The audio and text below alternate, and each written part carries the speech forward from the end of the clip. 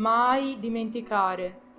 Demetrio Quattrone, buon padre di famiglia, gentile con le persone, sempre di buon umore, ingegnere, ispettore del lavoro e uomo di grande valore. Sentiva la responsabilità di proteggere le persone. Combatté una guerra, ci mise impegno e serietà, non si fece mai impaurire.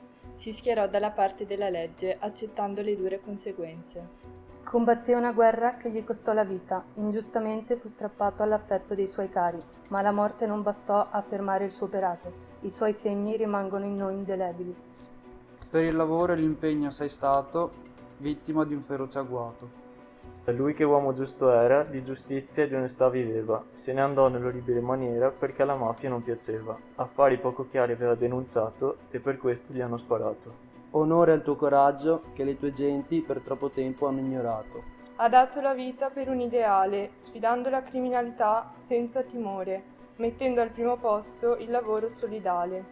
E tu, Demetrio, vigilante del settore dell'edilizia, volevi ripulire l'Italia dalla furbizia, volevi proteggere di chi lavora la vita. Onore a te che in cima ai tuoi pensieri sempre mettesti la nostra sicurezza. Onesto, competente, determinato, trovò la morte insieme al suo amico in un vergognoso agguato. Era lì, steso per terra, a ripensare alla sua vita. Quella fine se la poteva aspettare, per sé, ma non per il suo amico senza colpa. Due amici che come i pappagallini erano inseparabili e ignari dell'imminente destino. Demetrio Quattrone e Nicola Soverino, come Oriolo e Niso, quando l'amicizia va oltre ogni paura, per casualità o per scelta, lo stesso destino avete condiviso. Eravate i numeri 143 e 144, numeri strani. Eravate il vero obiettivo e il danno collaterale di una guerra che arrivò a contare 700 strani numeri. Siete un fuoco ardente che brucia ogni mancione. Dormite ormai caduti nella seconda guerra d'Indrangheta. 28 settembre 1991. Una serata come tante altre per Demetrio e Nicola. Una stradina stretta e buia tra gli aranceti di via Mulino. La chiacchierata innocente nell'auto tra amici e all'improvviso il suono di una pistola rimbomba, portando con sé una tristezza profonda. Bam, bam, bam, più non respira. Bam, bam, bam, più non respirano.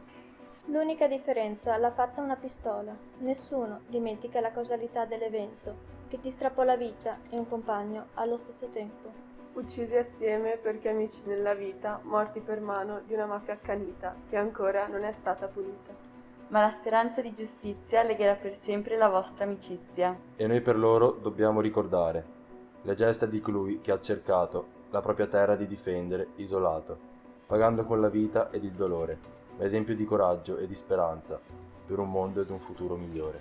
Tant'è che ancora oggi riecheggia il tuo splendore. Forse il mondo è così e siamo ancora per strada. Abbraccia l'arcobaleno e cammina in avanti. La luce dell'alba attraverserà le tenebre. Avete vissuto con grazia e per tutti noi fu una disgrazia che due grandi uomini siano morti per infamia. Siete specchi luminosi della luce. Concentrate la speranza delle persone. State creando una nuova storia, erede di un'eccellente tradizione. Nessuna storia è uguale a un'altra, ma le storie delle vite stroncate dalla mafia hanno tutte la stessa triste fine. Cambia il tipo di arma usata, ma poco altro. E ciò è accaduto anche a Demetrio. Onore a te che per la patria decidesti di vendere cara la pelle. Martire, qui oggi la tua storia abbiamo narrato, tu che ingiustamente hai pagato. Da noi giovani sarai sempre ricordato.